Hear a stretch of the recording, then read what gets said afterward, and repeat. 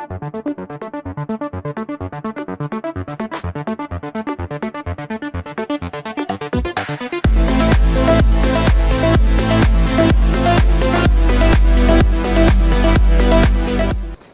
दोस्तों, मेरा नाम है सत सिंह। हरियाणा फाइल्स में आपका एक बार फिर स्वागत है। हरियाणा लोकसभा की कुंडलियां हम एक के बाद एक खंगाल रहे हैं।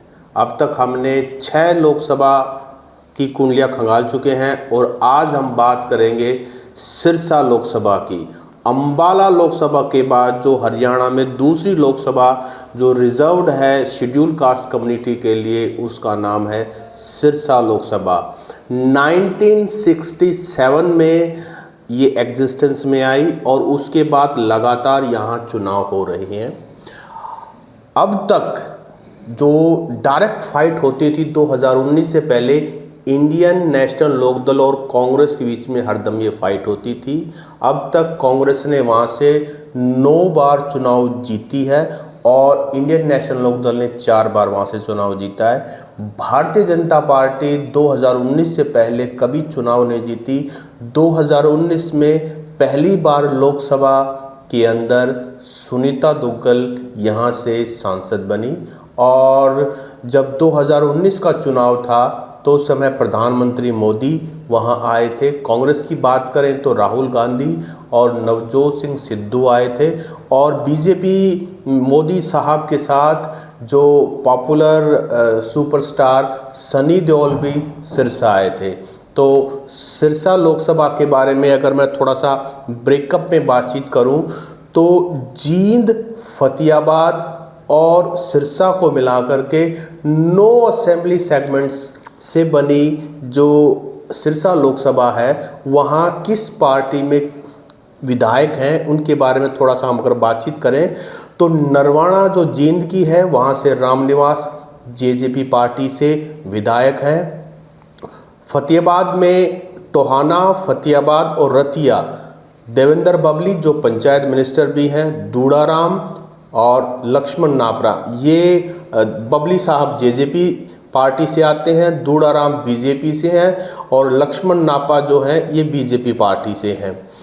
अगर सिरसा की बात करें, कालावाली जो कि रिजर्व्ड कॉन्स्टिट्यूएंसी है, डबवाली, रानिया, सिरसा, एलनाबाद। एलनाबाद से इंडियन नेशनल लोकदल के जो सुप्रीमो हैं या जो बड़े नेता हैं अभय सिंह चौटाला, वो विधायक हैं। सिरसा से HLP के लीडर गोपाल कांडा यहाँ से विधायक हैं। रंजीत चौटाला जो कि हमारे जेल मिनिस्टर भी हैं, पावर मिनिस्टर भी हैं, वो रानिया से इंडिपेंडेंट कैंडिडेट हैं। डबवाली से कांग्रेस के अमित सिहाग और कालावाली से शीशपाल सिंह इंडियन नेशनल कांग्रेस के यहाँ से विधायक हैं। अगर थोड़ा सा ब्रीफ में बातचीत करें तो बड़ा इंटरेस्टिंग है। 1967 की अगर हम बात करें तो चौधरी दलबीर सिंह 3 बार यहाँ से MP बने हैं, 1967 में, 1971 में और एक बार फिर वो 1980 और 1984 में 4 बार ये यहाँ से विधायक बने हैं। 1977 में चौधरी चांदराम और 88, 89 के अंदर हीतराम और चौधरी दलबीर सिंह की सुपुत्री कांग्रेस की बहुत बड़ी नेता शैलजा कुमारी 1991 में, 1996 में कांग्रेस की टिकट पर यहाँ से MP बन चुकी हैं। 1998, 99 में सुशील कुमार इंदौरा यहाँ से इंडियन नेशनल लोकदल के MP बन चुके हैं।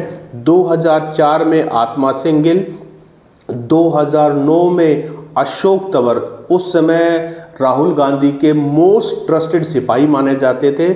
2009 में कांग्रेस की टिकट पर ये यहाँ से सांसद बने और 2014 जब मोदी वेव पीक पर थी तो इंडियन नेशनल लोकदल के चरणजीत सिंह रोडी यहाँ से सांसद बने थे और भारतीय जनता पार्टी के इतिहास में पहली बार सुनीता दुग्गल यहाँ से विधायक MP बनी थी। तो और डिटेल जानकारी के लिए हमारे साथ हाजिर हैं जोगिंदर कथुरिया जी, पॉलिटिकल सर्वेयर हैं, पत्रकार हैं।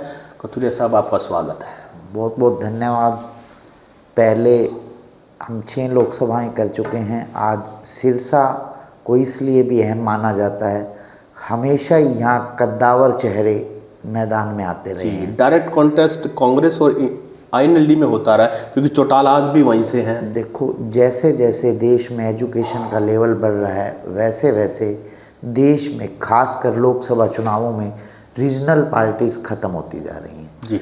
तो यही कारण है कि मुझे फ्यूचर में भी नहीं लगता, यदि कोई अलायंस ना हो तो आईएनएलडी या जेजेपी किसी लोकसभा सीट पर अपने बलबूते पर मैदान जीत पाएंगे। जब तक हवा बीजेपी के पक्ष में होगी तो वहाँ बीजेपी का कैंडिडेट जीतता है, अगर हवा का रुख कांग्रेस की तरफ आ गया तो वहाँ कांग्रेस का कैंडिडेट जीतेगा। मुझे लगता है 2014 में भी जब मोदी वेव थी तो इंडियन नेशनल लोकदल और जेजेपी एक पार्टी थी, टूटी नहीं थी, शायद इसीलिए मोदी वेव के बावजूद भी वो सीट रिटेन कर पाए। तो एक और भी चीज़, हमेशा से जो आईएनएलडी जेजेपी का परिवार है वो बीजेपी के साथ उससे पहले अलायंस करता रहा था, और अलायंस के बावजूद वहाँ कैंडिडेट यदि इनेलो का लड़ रहा था, इनेलो की टिकट पर लड़ रहा था, तो लोगों को ये लगता है कभी हम वोट बीजेपी को दें और यहाँ पर कांग्रेस का कैंडिडेट जीत जाए, तो वो विजेता कैंडिडेट की तरफ हमेशा वोटों का रुख ऑटोमेटिकली परिवर्तित हो जाता है। ये जब हम सर्वे करते हैं तो हमें लोगों का मूड समझ में आ जाता है, और बहुत सारा वोट हवा के रुख में चलता है। मतलब सभी जो जनता होती है वो अपनी बुद्धि और विवेक से वोट नहीं करती, बहुत सारा वोटों का हिस्सा हवा के रुख में चलता है जी। अब मैं सबसे पहले आपको कास्ट कंपोजिशन के बारे में बताता हूँ। हाँ, या थोड़ा सा एक और भी चीज़ है कि 2019 में यहाँ पे जो चुनाव हुआ तो कांग्रेस की टिकट पर यहाँ अशोक तंवर चुनाव लड़े थे, जो कि अब बीजेपी में आ चुके हैं। बीच में आम आदमी पार्टी में वो रहे, उसके बाद अब बीजेपी में आ चुके हैं। तो वो हम बातचीत करेंगे कास्ट कंपोजिशन की, क्योंकि यहाँ दलित भी बहुत बड़ा नंबर है और रिजर्व्ड कॉन्स्टिट्यूंसी है। देखो, आपको ताज्जुब होगा, 2019 में जो 3 प्रत्याशी थे, सुनीता दुग्गल मुख्य 3 प्रत्याशी, उसके बाद अशोक तंवर, सुनीता दुग्गल तो ज्यों की त्यों बीजेपी में बनी हुई हैं जी। अशोक तंवर तो वो आया तृणमूल कांग्रेस वाया आम आदमी पार्टी, अब भाजपा में आ चुका। उन्होंने एक अपना इंडिपेंडेंट मंच भी बनाया, तो उसका क्या रहा पता नहीं। हाँ बिल्कुल, मैं आपको बता रहा हूँ, अशोक तंवर के मन में महत्वाकांक्षाएं ज़्यादा हैं। 2009 से पहले वो शायद एनएसयूआई के ऑल इंडिया प्रेसिडेंट भी रह चुके थे। 2009 में उन्हें कांग्रेस ने सिरसा की टिकट थमाई। वो बेसिकली झज्जर जिले के चिमनी गांव से चिमनी ढाना जो बोला जाता है, यहाँ से बिलोंग करते हैं, और एक दोहरा जो कांग्रेसी कल्चर है उसमें आका टिकट दिलवाते हैं।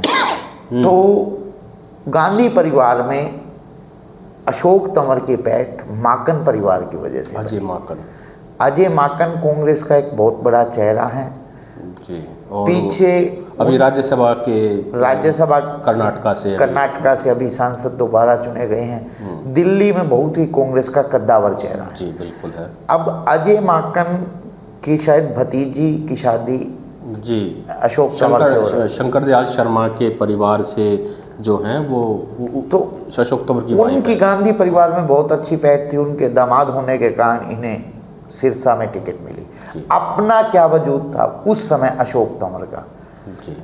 जिस पार्टी ने इन्हें इस लेवल तक पहुंचाया, पूरे ऑल इंडिया का प्रेसिडेंट बनाया, हाँ वो हमेशा से ये शिकायत करते रहे कि मुझे भूपेंद्र हुड्डा कार्य नहीं करने दे रहे। आप देखिए, जिस पार्टी ने उन्हें प्रदेश अध्यक्ष बना दिया, तो प्रदेश अध्यक्ष को पूरे प्रदेश में संगठन बनाना होता है, अपने हिसाब से संगठन चलाना होता है, ना तो वो संगठन खड़ा कर पाए। पार्टी ने जितना उन्हें दिया, उनकी महत्वाकांक्षाएं बढ़ती गई, और वो मुख्यमंत्री के ख्वाब देखने लगे। जी मैं यहाँ एक बात कहना चाहूँगा कि यूजुअली क्या होता है कि जो कोई भी हाई कमांड है, चाहे वो बीजेपी का है या कांग्रेस का है, उनको पावर बैलेंस करना होता है। तो कांग्रेस हाई कमांड को भी ये लगा था कि भूपेंद्र सिंह हुड्डा 2 बार मुख्यमंत्री रह चुके हैं, तो उनको कहीं ना कहीं एक किसी को भी रीजनल लीडर को इतना बड़ा नहीं होने देना कि वो पार्टी से बड़ा हो जाए। मुझे लगता है कि जो हाई कमांड कह रहा था, अशोक तंवर वैसे वैसे आगे चले थे और साथ साथ में उनकी महत्वाकांक्षा भी कुछ इतनी बड़ी होगी कि उन्होंने पार्टी तक भी छोड़नी पड़ी। देखो 2019 में जब उन्हें प्रदेश अध्यक्ष हटाकर कुमारी शैलजा उनसे कितनी पुरानी और सीनियर लीडर थी, अगर प्रदेश अध्यक्ष बना दिया था तो उनके साथ मिलके काम करते, उन्हें पार्टी छोड़ने की ज़रूरत नहीं थी। एक बार अगर उनके अंदर अपना टैलेंट होता तो पार्टी उनके टैलेंट को फिर देखती, फिर मौका देती। पर अब हम मुद्दे से भटक रहे हैं। हम कास्ट कंपोजिशन पे आते हैं। कास्ट कंपोजिशन पे आते हैं। जो सिरसा लोकसभा क्षेत्र है, इसमें 52% जनरल जाति के वोट हैं, 28% के करीब यहाँ अनुसूचित जाति एससी कैटेगरी के वोट हैं और 20% ओबीसी कैटेगरी के वोट हैं। और जो जनरल जाति है उसमें सर्वाधिक 20% जाट जाति के वोट हैं। 20 के बाद 12% एक बहुत बड़ा हिस्सा जट सिख बिरादरी का वोट है।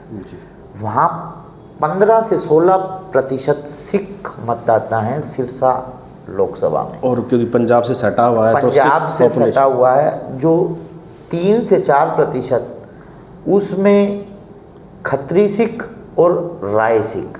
जी, नामधारी भी काफ़ी हैं। हाँ, रानिया साइड में जो रानिया असेंबली सेगमेंट है। हाँ जी, ये मैं आपको कास्ट कंपोजिशन मुख्यतः बताया, इनका प्रभाव उस क्षेत्र में है। जो एससी कैटेगरी है उसमें सबसे ज़्यादा प्रभाव पूरे हरियाणा में हर लोकसभा क्षेत्र में एससी कैटेगरी में सबसे ज़्यादा हिस्सा रविदासिया समाज का है। यहाँ भी टोटल 28% एससी वर्ग में से 9% के करीब केवल रविदासिया समाज है।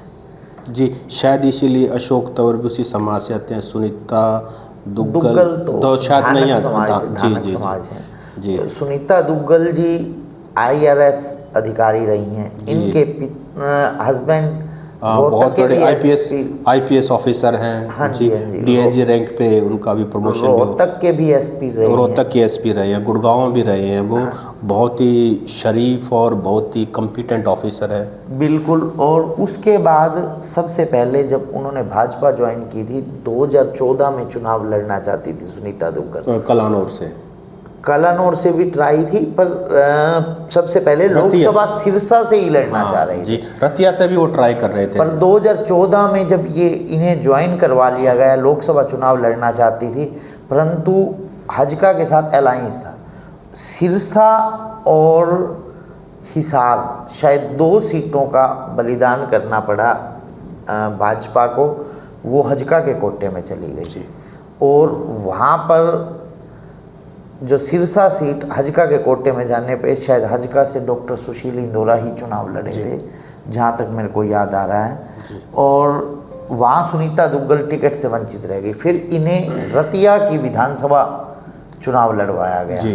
फिर 2019 में जब 10 की 10 सीटों पर भाजपा ने अपने प्रत्याशी उतारे, तो जो एहसान सुनीता दुग्गल ने IRS की नौकरी छोड़कर भाजपा ज्वाइन करके भाजपा पर किया था, भाजपा ने वो एहसान सुनीता दुग्गल को सांसद बनाकर जी। एक अच्छी बात, देखो महिलाएं अगर चुनाव में आती हैं तो वैसे भी एक अच्छी पहल है, एक अच्छा रिप्रेजेंटेशन है।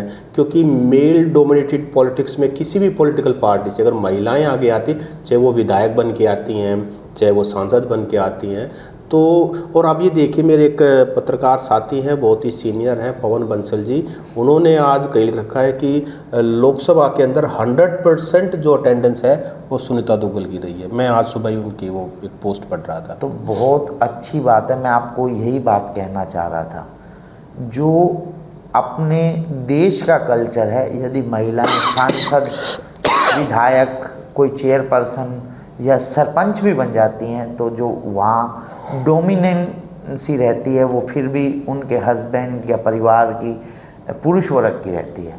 यहाँ पर मैंने कभी नहीं देखा कि सुनीता दुग्गल को कहीं पे अपने पति की हेल्प लेनी पड़े। उन्होंने जो भी सांसद का अपना काम किया, देखो क्षेत्र में तो उनकी लोकप्रियता पहले से घटी है। मैं एलनाबाद जब उपचुनाव हुआ था तब मैं एलनाबाद, सिरसा, रानिया घूमा था। वहाँ पर लोग दो चीज़ों से परेशान थे सुनीता दुग्गल से। एक तो एलनाबाद उपचुनाव के समय किसान आंदोलन था, तो किसानों के खिलाफ जो बयानबाजी, उससे पहले जो कोरोना में भी सुनीता दुग्गल ने मैदान में उतर के कोई एक्टिवनेस नहीं दिखाई। देखो उन्होंने संसद में अपना काम पूरा किया, वो रेलवे स्टॉपेज, रेलवे स्टेशन बनवाने में कामयाब रही, जगह जगह रेलवे स्टेशनों के उद्घाटन किए। परंतु एक सांसद का जो काम होता है वो केवल रेलवे तक सीमित नहीं होता, हर तरह के काम होते हैं। पब्लिक बहुत एक्सपेक्टेशन रख कर वोट वैसे देती तो नेशनल लेवल के जो काम होते हैं, सांसद का काम तो वही होता है, लेकिन हमारी जो पॉलिटिक्स है, खास करके हरियाणा पंजाब की पॉलिटिक्स है, हम चाहते हैं कि अगर एमसी के अंदर भी कोई काम है तो हम सांसद को ही पकड़ें। काम उसका नहीं होता है, उसका डायरेक्ट काम नेशनल पॉलिटिक्स से कोई बड़े प्रोजेक्ट लेके आना है, उनका होता है। खैर चलिए, तो कास्ट कंपोजिशन की हम बात करें थे। हाँ जी बिल्कुल। कास्ट कंपोजिशन के बाद हम कैंडिडेट्स की बात कर लेते हैं। कैंडिडेट्स में बीजेपी। अच्छा, इसमें मेरा एक सवाल है कि जो लास्ट सेंसस हुआ था वो 2011 में हुआ था, तो जो हम आंकड़े अपने ऑडियंस को बताते हैं, ये इतने खत्री हैं, इतने जाट हैं, ये आंकड़े हम कहाँ से जुटाते हैं? ये चुनाव आयोग का डाटा होता है। चुनाव आयोग हमेशा से ही आपको ये बताता, देखो आप कभी भी आप वोटिंग लिस्ट देखेंगे लोकसभा की या विधानसभा की, तो एससी कैटेगरी, अनुसूचित और ओबीसी की वोटिंग लिस्ट अलग होती है, जनरल और एससी ओबीसी तो यहीं से। उसके बाद हमारी एक टीम है जिसने पूरे हरियाणा का हर गांव, हर बूथ का डाटा जुटा रखा है। उसका ओवरऑल जब हम कलेक्शन करते हैं, ये विधानसभा किस क्षेत्र में आती है, ये बूथ किस क्षेत्र, उसके टोटल से हमें पता चल जाता है कि इतने टोटल वोट्स हैं आज की डेट में, इतने इस कास्ट के वोट हैं, तो उससे हम ये डाटा जुटा पाते हैं। तो हम नाम की बात करते हैं कि किस पार्टी से कौन चेहरे हो सकते हैं। अभी शायद एक बीजेपी, एक वायरल भी हुआ है कि बीजेपी ने पैनल के कुछ नाम भेजे हैं, जिसमें सिरसा लोकसभा में भी सुनीता दुग्गल का नाम है। और बिल्कुल, आप जो बीजेपी ने पैनल भेजा है 10 के 10 लोकसभा क्षेत्रों से, देखो 9 तो एमपी आज हैं। रतनलाल कटारिया जी के निधन के बाद उनकी धर्मपत्नी का उनकी एवज में नाम भेजा तो जो मेरे पास है उसमें सुनीता दुग्गल, अशोक तंवर, रविंदर बलियाला। रविंदर बलियाला जी का भी नाम है, बिल्कुल वो भी अच्छे दावेदार हैं। उसके बाद मैं आपको बता रहा हूँ, एक सागर केहरवाला, एक वी कामराजा, पिछली बार भी आईपीएस ऑफिसर रिटायर्ड। वी का मैं सिरसा में, बाई चांस की बात है, मैं सिरसा में 9 साल रहा हूँ, तो वी कामराजा भी वहाँ डीसी रहे होंगे, तो शायद एसपी वहाँ, सॉरी, वी कामराजा, तो वो उनका नाम है, रोहतक में भी उनका नाम है। तो एक तो वी कामराजा हो सकते हैं, और एक जो अभी डीजीपी थे इससे पहले, बीएस संधू, उनका भी कहीं ना कहीं देखो ये दो में से, ये संधू साहब क्योंकि रिजर्व्ड कॉन्स्टिट्यूंसी है। हाँ, तो वो या तो अंबाला या सिरसा, 2 में से एक जगह पर उन्हें जरूर चुनाव मैदान में उतारा जाएगा, मुझे जहाँ तक लग रहा है। तो मुझे ये लग रहा है जो भाजपा की पॉलिटिक्स है, भाजपा ने एक एक्सपेरिमेंट किया था राजस्थान के अंदर, अपने बहुत सारे सांसदों को विधायकी का चुनाव लड़वाया था और लोकसभा में नए चेहरे लेकर आए थे। आज भी मैं यहाँ सार्वजनिक वीडियो में दावा कर रहा हूँ, मुझे लग रहा है भाजपा 10 में से 7 सांसदों का कम से कम टिकट काट रही है। 7 सांसदों की जगह नए चेहरे उतार कर उन 7 सांसदों को विधानसभा का चुनाव लड़वाना चाहती है। मैं आपको बताऊं, मुझे जो लग रहा है सुनीता दुग्गल का टिकट काटकर उन्हें रतिया से विधानसभा का चुनाव लड़वाया जाएगा। लड़वाया जा सकता है, रतिया से भी लड़वाया जा सकता है और शायद कालांवाली रिजर्व कंस्टिट्यूएंसी रिजर्व है कालांवाली। तो रतिया में तो पहले ऑलरेडी भाजपा का विधायक है। भाजपा क्या चाहती है कि अपने मजबूत चेहरों को उन वीक विधानसभा क्षेत्रों में उतारा जाए, जैसे कालांवाली में अभी हाल फिलहाल कांग्रेस के शिषपाल खैरवाला विधायक हैं, तो इन्हें कालांवाली से भी चुनाव मैदान में उतारा जा सकता है, जो मुझे लगता है। इस प्रकार से भाजपा लगभग अपने हर सांसद के लिए 1 या 2 विधानसभा ऑप्शन में रखे हुए हैं, उनकी जगह नया चेहरा। अब अशोक तंवर को शामिल किया गया है, महत्वाकांक्षी हैं, यदि उन्हें भाजपा ने उतनी तवज्जो नहीं दी तो ये भाजपा का भी नुकसान कर सकते हैं, जैसे कि पिछली बार इन्होंने कांग्रेस का 2019 में नुकसान किया। आगे हम बात करते हैं कांग्रेस के, बीजेपी से तो भाजपा से अभी बलकौर सिंह और कृष्ण बेदी, अच्छा 2 नाम और हैं। कृष्ण बेदी जी को मुख्यमंत्री मनोहर लाल खट्टर का बहुत करीबी माना जाता है। कृष्ण बेदी का जो नाम है वो अंबाला से भी आया हुआ है। तो देखो, अंबाला और जो कास्ट कंपोजिशन में यहाँ रविदासिया समाज के केवल 8% वोट हैं और वाल्मीकि समाज के अच्छे खासे वोट हैं सिरसा लोकसभा में। और पीछे आप देखो, कम से कम 3 साल सिरसा लोकसभा में कृष्ण बेदी जी ने अपनी एक्टिवनेस दिखाई। वो या शाहबाद, आज के दिन रामकंड काला जी विधायक हैं, शाहबाद से ये रामकंड काला जी से बहुत बुरे तरीके से हारे हुए हैं। आज भी जो वहाँ का सर्वे आया, शाहबाद में कांग्रेस भारी पड़ रही है क्योंकि वहाँ सरकार के खिलाफत है शाहबाद में, तो ये शाहबाद से विधानसभा का चुनाव नहीं लड़ना चाहते। जी, अब वापस रिटर्न करते हैं। कृष्ण बेदी जी या तो सिरसा लोकसभा का चुनाव लड़ना चाहते हैं या अंबाला का। अंबाला में कास्ट कंपोजिशन में आज तक कभी भी रविदासिया समाज को छोड़कर कोई सांसद नहीं बन पाया, तो उस मिथक को देखते हुए कृष्ण बेदी वहाँ रिस्क नहीं लेना। कृष्ण बेदी तो रिस्क ले भी ले, पार्टी रिस्क नहीं लेना चाहेगी जी। तो वो या तो सिरसा लोकसभा चुनाव लड़ना चाहते हैं या नरवाना का विधानसभा चुनाव लड़ना चाहते हैं।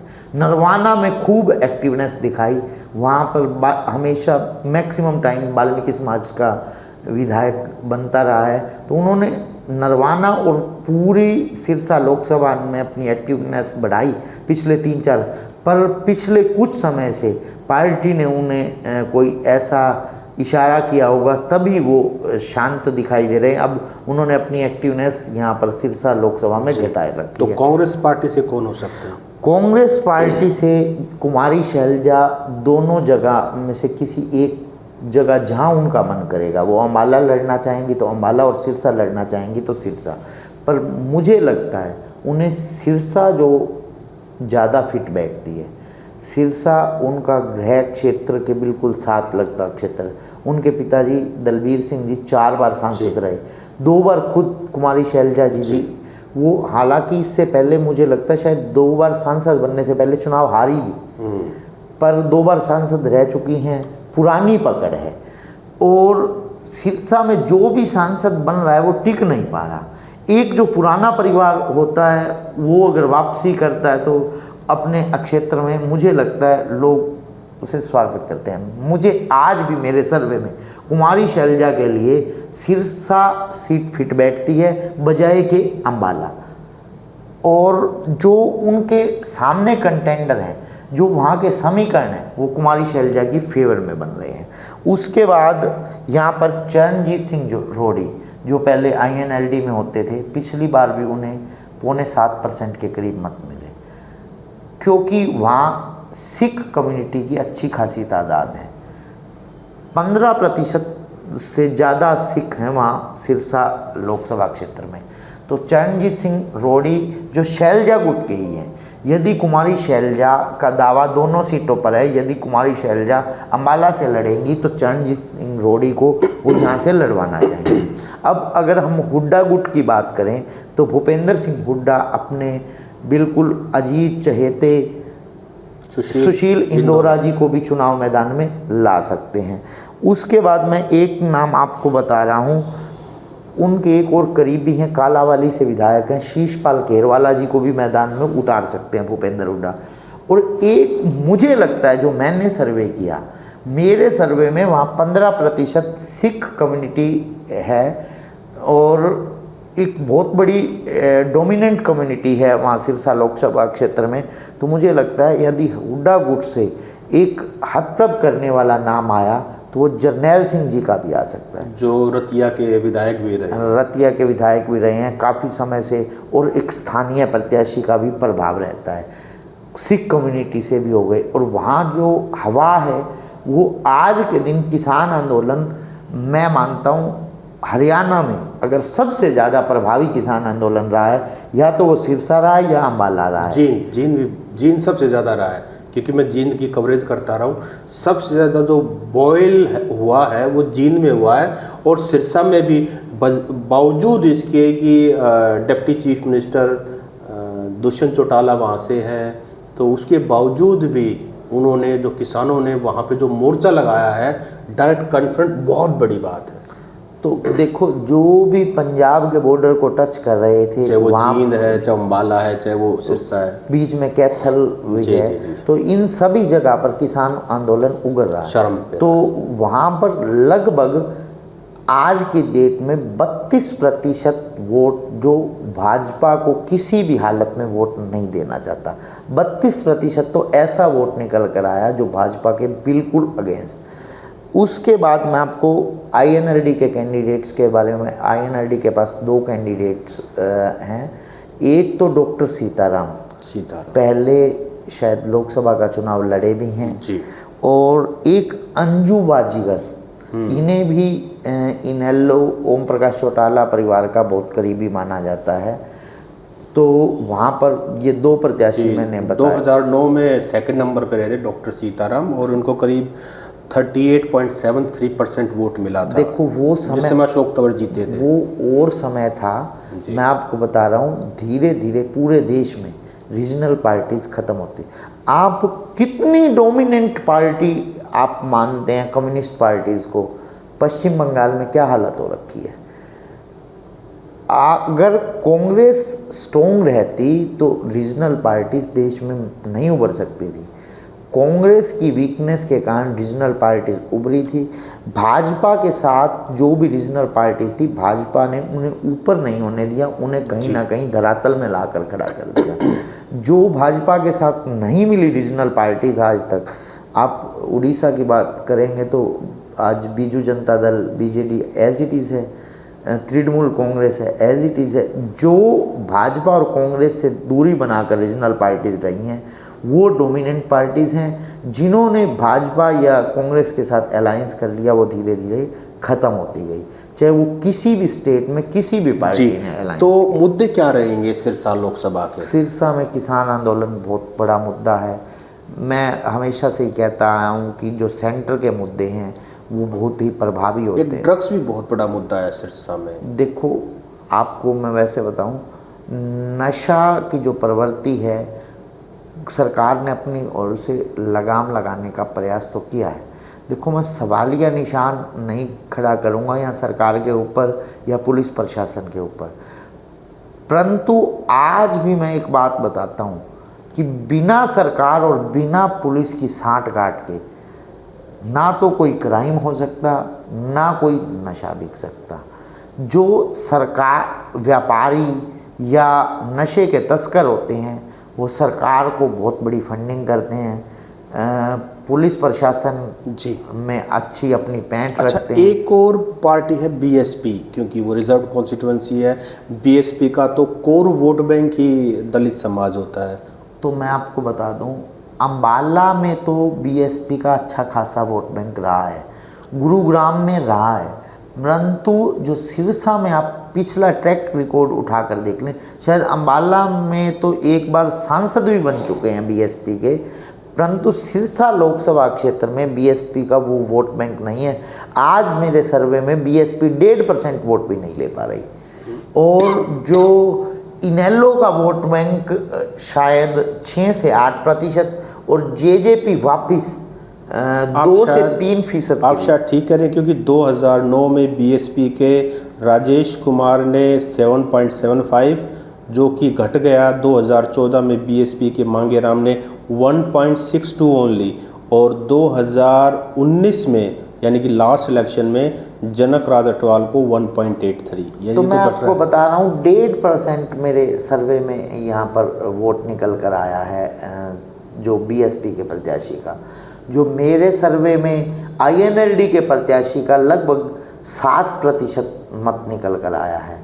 और यहाँ पर मेरे सर्वे में जेजेपी, जो मुझे लगता नहीं कि अलग प्रत्याशी उतारेगी, अगर जेजेपी अपना अलग प्रत्याशी उतार दे तो 2.5 से 3% मत, जो उनका गृह जिला है वहाँ ये हालत है।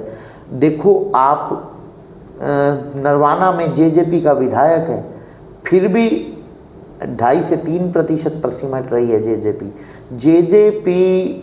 से जो लोगों ने एक्सपेक्टेशन कर वोट दिया था, जेजेपी उस एक्सपेक्टेशन पर लोगों के खरे नहीं उतरी, अपने वादों को नहीं निभा पाए, इसलिए जेजेपी से लोग बहुत नाराज़ हैं ग्राउंड में, जो मेरी रिपोर्ट में निकल कर आया। सिरसा लोकसभा की कुंडली हमने खंगाली, कौन वहाँ कैंडिडेट हो सकते हैं, किस पॉलिटिकल पार्टी के, और वहाँ में कास्ट कंपोजिशन की क्या परसेंटेज है। आज हमने सिरसा लोकसभा के बारे में चर्चा की, तो क्या हम समअप कर सकते हैं कथुरिया साहब? एक चीज़ और मैं बताना चाह रहा हूँ, भाजपा आज भी एज पर प्रतीत होती है, परंतु यदि कुमारी शैलजा सिरसा से कैंडिडेट हुई तो कांग्रेस भाजपा को बहुत ज़बरदस्त टक्कर दे सकती है और कुमारी शैलजा जीत भी सकती है। जी, ये तो आने वाला समय ही बताएगा कि कौन जीतेंगे, लेकिन हाँ एक डायरेक्ट जो कंटेस्ट दिख रहा है हमें, वो बीजेपी और कांग्रेस का, जो भी हैवीवेट कैंडिडेट यहाँ से आएंगे। हैवीवेट कैंडिडेट आने का बेनिफिट ये होता है कि उनकी अपनी पर्सनल वोट होती हैं, कुछ वोट उनके नाम से आ जाती हैं। तो ये थी सिरसा लोकसभा की कुंडली। आपको हमारा ये वीडियो कैसा लगा आप कमेंट करके बता सकते हैं। कोई बात हमसे इस डिस्कशन में छूट गई हो तो वो भी आप कमेंट कर सकते हैं। आपको अच्छा लगे तो आप इसको लाइक करें, कमेंट करें, सब्सक्राइब करें। नमस्कार कथुरिया साहब।